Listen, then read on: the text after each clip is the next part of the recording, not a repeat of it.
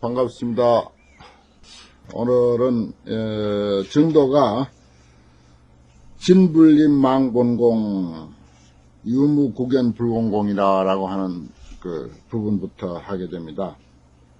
여기에 이제 진과 망의 관계가 상당히 여러 번 이제 나오죠. 처음에도 부재망상 불구진, 그 이제 망상이라고 하는 게 이제 망이고, 또 불구진 하는 게 뭐 진심이라고 하든지 진실이라고 하든지 진리라고 하든지, 그건 다 말이 달라서 그렇지 같은 뜻입니다. 그래서 진과 망이 수차 이제 그렇게 반복이 되는데, 사람들의 그 관심사가 진과 망에 대한 그런 그 관심이 사실 많아요. 특히 이제 진리를 추구하는 어떤 그 종교의 가르침에서는 특히 이제 그런 것들을 많이 나눠서 이야기를 하게 되고, 우리가 살아가는 문제를 깨달음의 안목으로 분석해 낼 때 어느 것이 진실이고 어느 것이 거짓된 것이냐, 또 이런 것을 또 깨우쳐 주는 것, 이것이 이제 종교의 어떤 그 지도자로서 또 깨달음을 이루신 분들로서 깨닫지 못한 중생들에게 분별해서 잘 가르쳐 줘야 할 그런 그 의무가 있기 때문에, 그래서 진과 망에 대한 이야기가 많이 이제 있죠. 뭐 다른 경전에도 진망에 대한 이야기는 많습니다. 또 조사스님들의 어록에도 진망에 대한 이야기는 또 상당히 많고요. 여기도 이제 오늘 첫 마디에 진불림 망본공이라 그러는데, 진도 참된 것도 세우지 않고, 또 망된 것도 그걸 우리가 인정할래야 인정할 수 없는 그런 존재다. 세우지 않는다는 것, 그 진도, 세우지 않는다면 그 진이라 할 것도 사실 없다는 거죠. 진짜 진이라고 하면은 그건 당연히 세워야지. 주장을 해야 되고, 앞에다 내놔야 됩니다. 그런데 이제 세우지 않는다고 하는 거 보니까 그 진도 별것 아니고, 또 망도 본래 공하다고 했으니까, 망본공이라. 공하다고 했으니까, 그거 굳이 공한 망, 없는 망을 가지고, 굳이 문제 삼을 것도 없고, 그것을 제거하려고 노력할 필요도 없다, 이런 뜻이 돼요. 그러니까 이제 진과 망에 대해서 중도적인 안목을 가지고 본다 하는 것이죠. 간단하게 이제 설명하면. 그게 이제 우리 마음에 얼마나 체득이 되느냐, 또 내 생활에 얼마나 적용이 되느냐 하는 것은 또 별개의 문제입니다만은, 이론은 그렇습니다. 그런 것들이 우리 생활에 사실 적용이 되고, 또 내 살림살이가 돼야 되겠죠. 이론은, 진도 사실은 세울 만한 것이 아니고, 망도 본래 공한 것이라서 굳이 그것을 제거하려고 그렇게 끙끙댈 까닭이 없다, 그런 말입니다.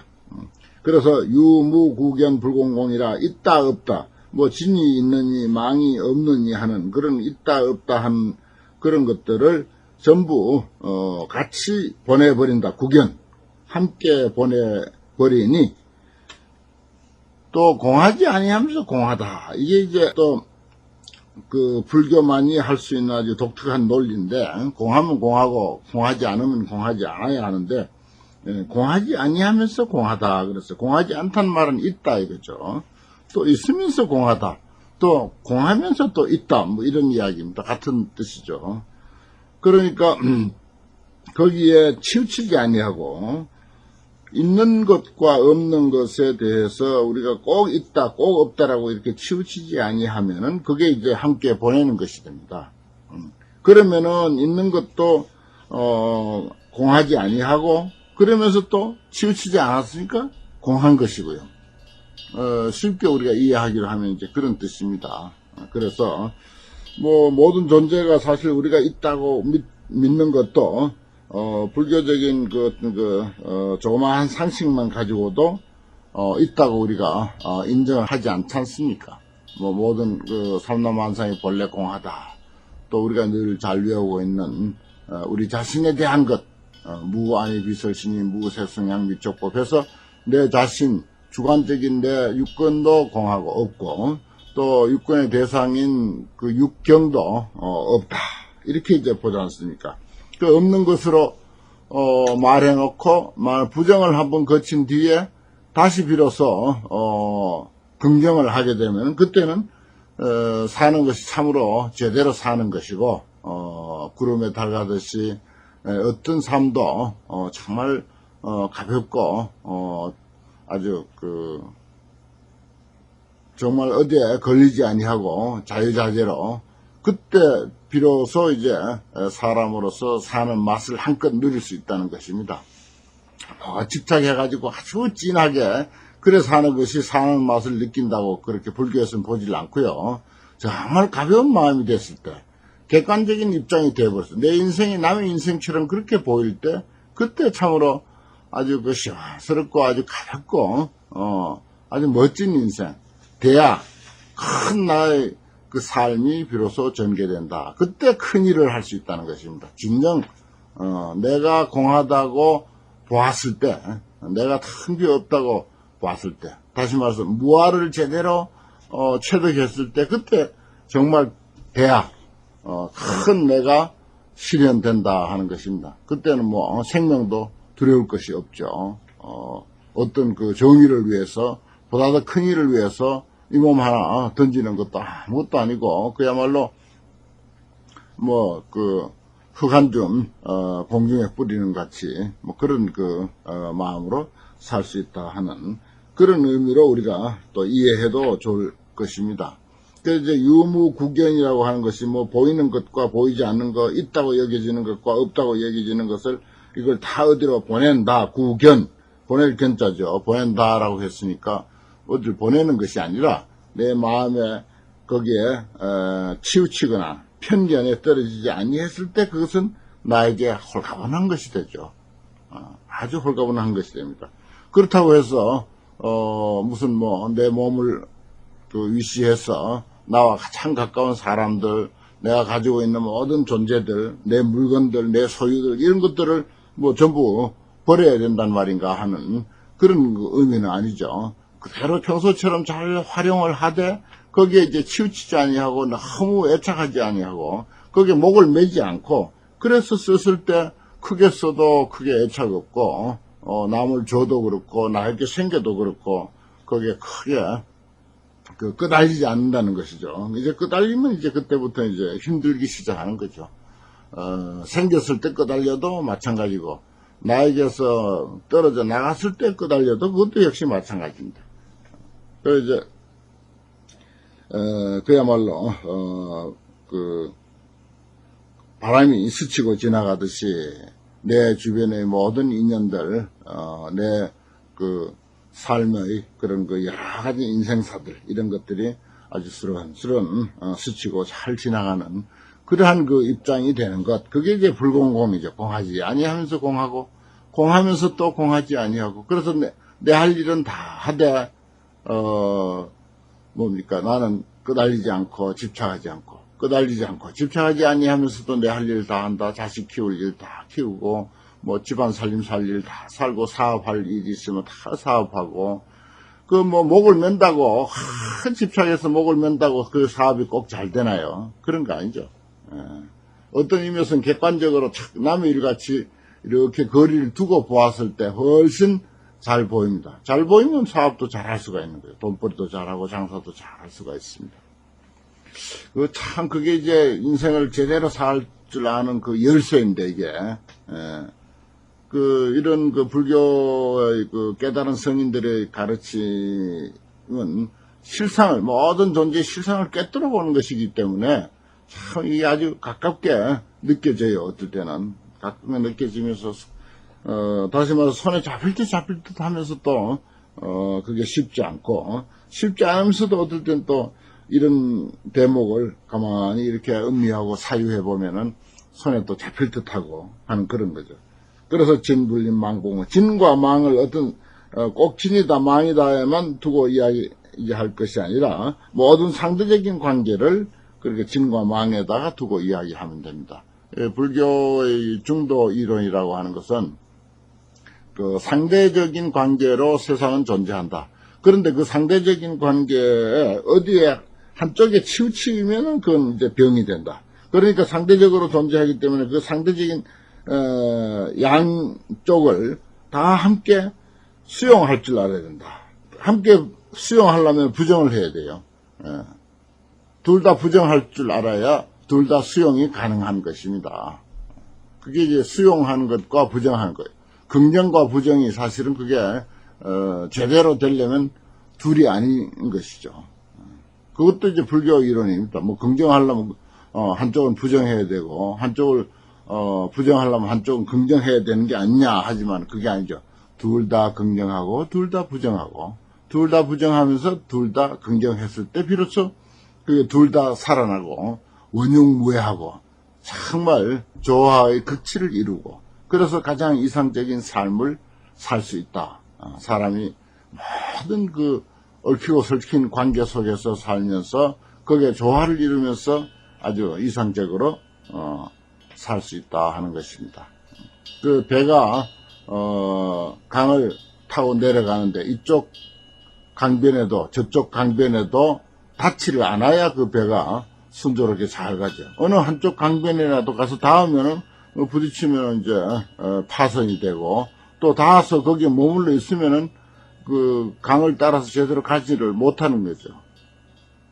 지금까지 설명한 것을 비유 들자면 이제 그와 같습니다.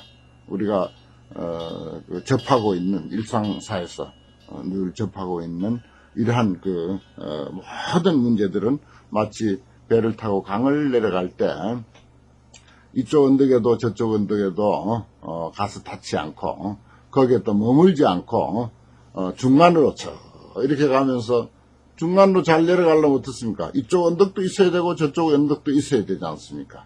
그 이쪽과 저쪽 양쪽을 다 인정하면서 양쪽 어디에도 가서 닿지 않는 거죠. 그건 닿지 않는다는 말은 부정한다는 뜻입니다. 양쪽을 다 부정하면서 양쪽을 다 인정하고. 그랬을 때 조화로운 그 행선, 배가 진행할 수 있는 것이 가장 잘 할 수 있는 것이죠. 그런 위치야 뭐 눈에 선하시죠. 그와 같이 우리가 그 세상을 살아가는데 모든 얽히고 설킨 그 관계들이 사실은 그렇게 상대적으로 존재한다. 그런 상대적으로 존재하는 것을 우리가 어떻게 수용하고 어떻게 내가 소화를 하면서 원흉무해하고 또 집착하지 않고 조화를 이뤄가면서 그렇다고 배제하는 것도 아니고 이게 참 묘미입니다. 아주 정말 그 불교만이 말할 수 있는 아주 기가 막힌 그 중도적 삶이죠. 그러니까 불상을 무슨 그 부처님이라고 깜빡 넘어가게 그렇게 우리가 집착해도 안 되는 것이고 그렇다고 뭐 나무로 만들었다라고 해서 무턱대고 불상이라고 무시해도 안 되는 것이고 나무로 만든 불상이라고 이해하면서도 또 살아있는 부처님처럼 예배하고 존경해서 예불을 드리기도 하고요. 또 그렇게 하면서 또 한편 저건 이제 나무로 만든 조각이야. 추우면 갖다 떼일 수도 있어. 이런 그 참 큰 마음, 당당한 마음 이런 마음도 또 가질 줄 아는 것. 이게 이제 좀 철들고 성숙한 불자라고 할 수가 있겠죠. 또 잘못 오해해가지고 또 함부로 할까 좀 염려스럽기도 합니다. 그렇지만 염화실 가족들은 이제 불교의 바른 지견을 그동안 많이 그 훈련을 했기 때문에 충분히 납득하리라고 생각합니다. 그 다음에 이제 20공문의 원불착이라 그랬어요. 이제 불교에는 참 이 모든 존재 그대로 보는 것은 속죄적, 1차적인 안목이죠. 그거는 이제 불교나 비불교나 다 볼 줄 아는 안목입니다. 있는 것을 있는 것으로 보는 것.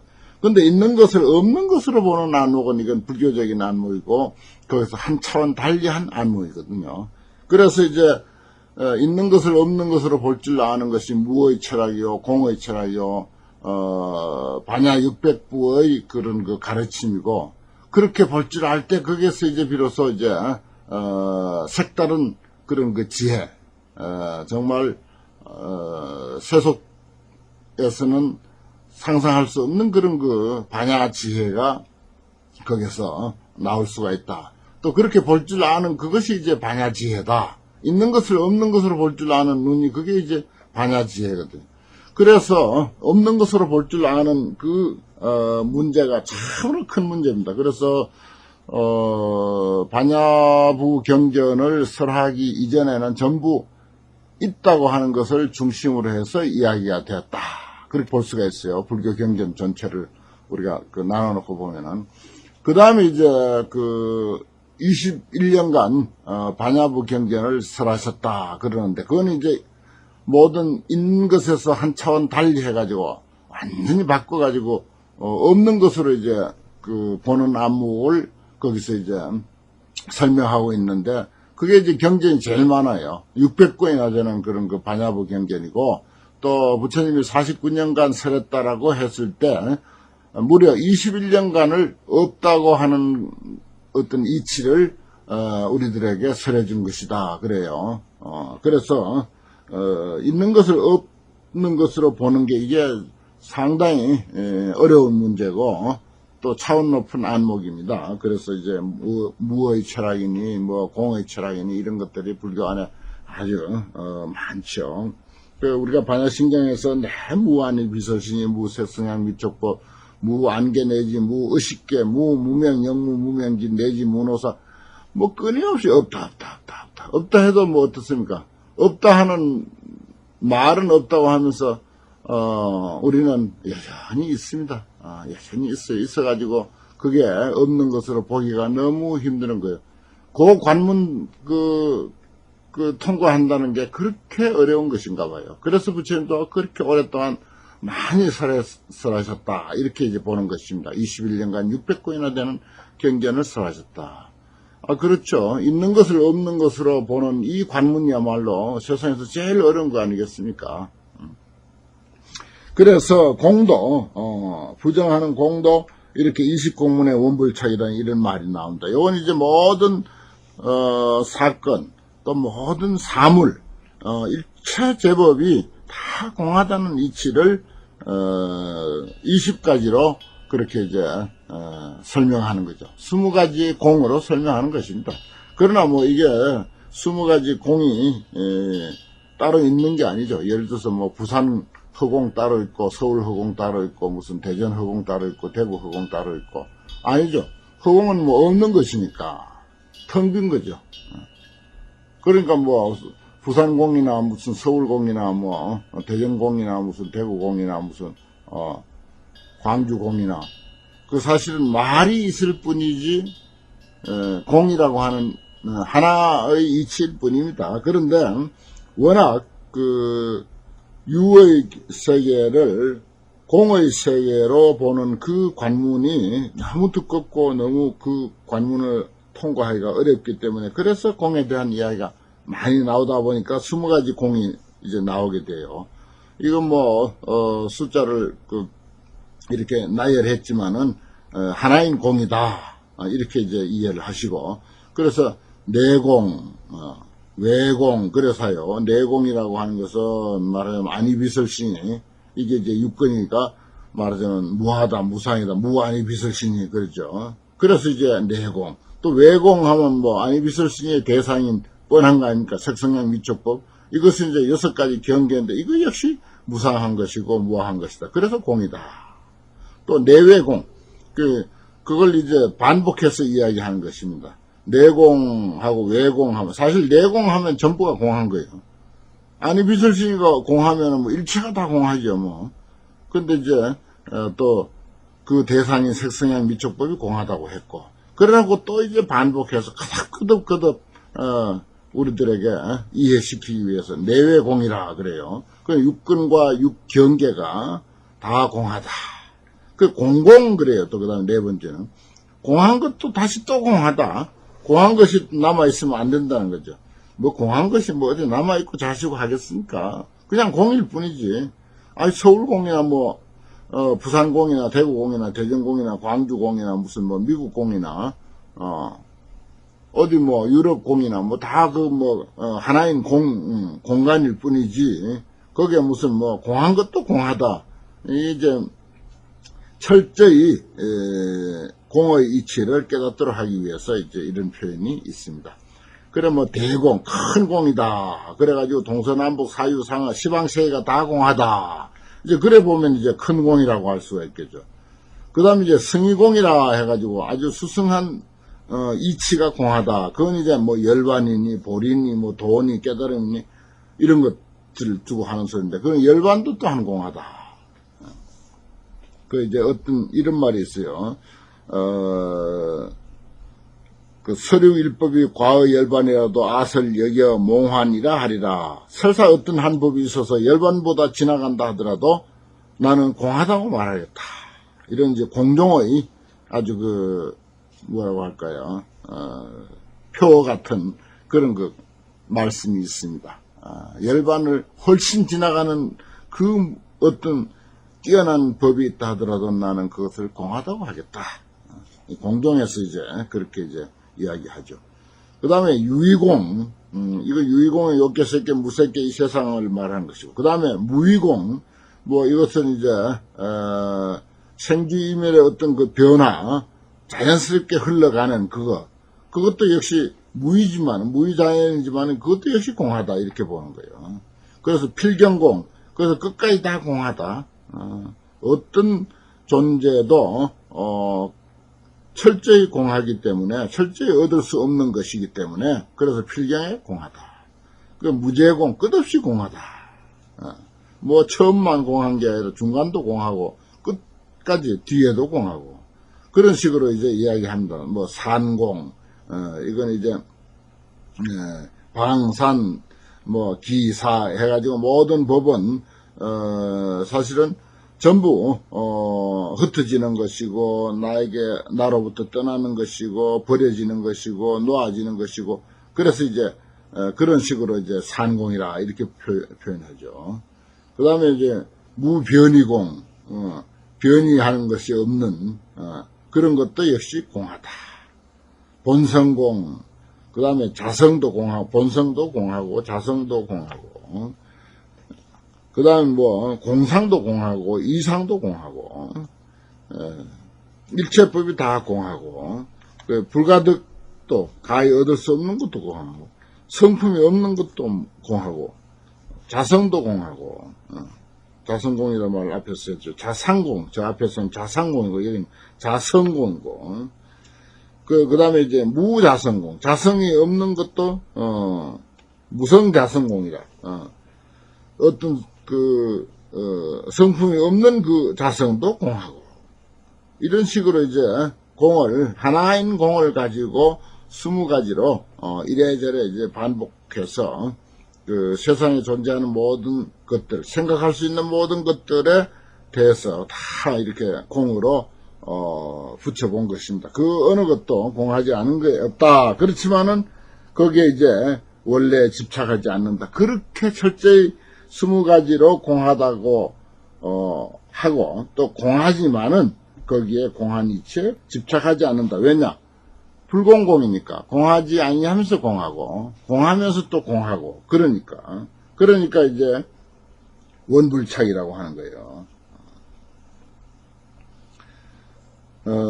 이러한 그 존재들을 20가지로 공하다 어쩌다 뭐 이렇게 이제 이야기를 하지만은 어떻습니까? 이야기하는 것은 어떤 그 이야기할 수 있는 그 사유 능력이 있고, 사유하는 본체가 있고, 그렇죠. 그것을 뭐라고 해요? 열애라고 할까요? 우리 마음자리라고 할까? 또 그런 것을 깨달은 모든 사람들, 이런 이들의 뭐라고 지칭할 수 없는, 그걸 뭐 마음이라고 하든지 일물이라고 하든지, 그런 그 어떤 그 존재, 그것은 모든 깨달은 사람들을 다 같다. 한 그 성품의 입장에서 보면, 열애의 본체가, 저절로 같다. 일성열의 최자동이라. 그랬습니다.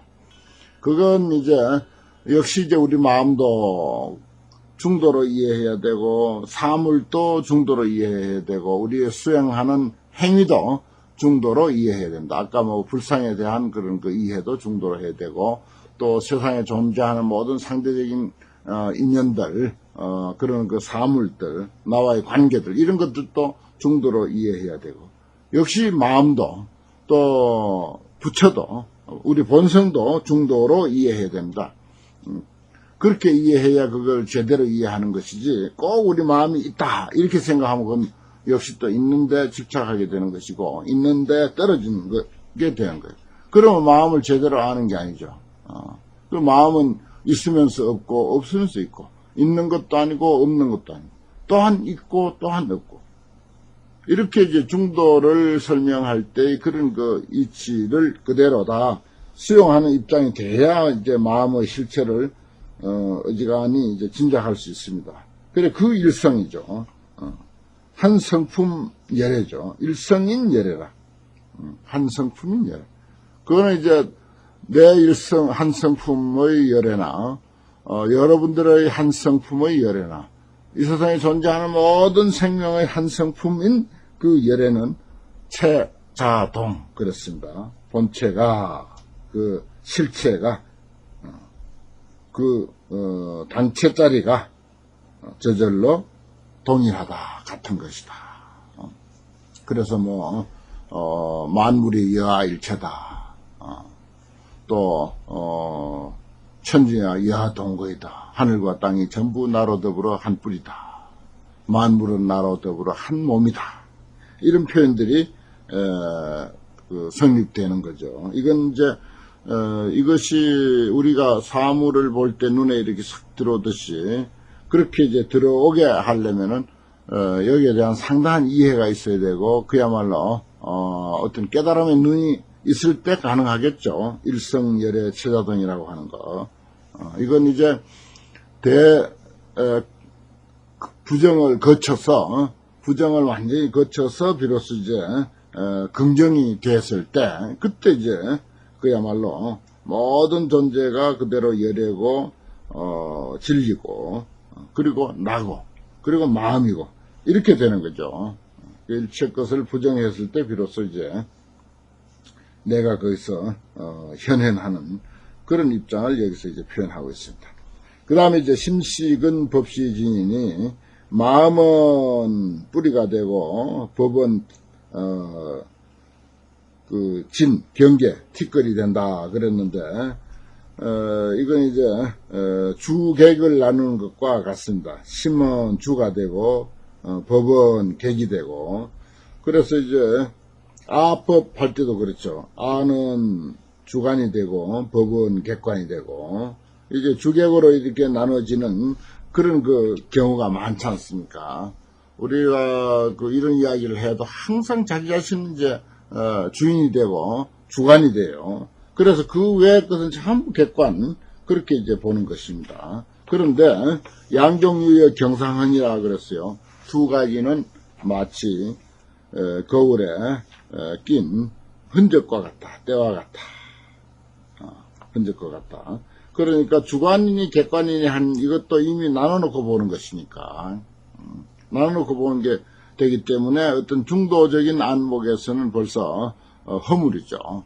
그걸 이제 나눠놓되 거기에 치우치지 아니하고 다 수용하고, 수용하면서 그것을 또 이렇게 나눌 때 나눠놓고 놓을 수 있는 그런 입장이 되려면, 그것을 일단 부정을 해야 되는 것입니다. 그래서 양종유의 경상헌이라, 두 가지는 사실은 거울에 낀 때와 같은 것이다.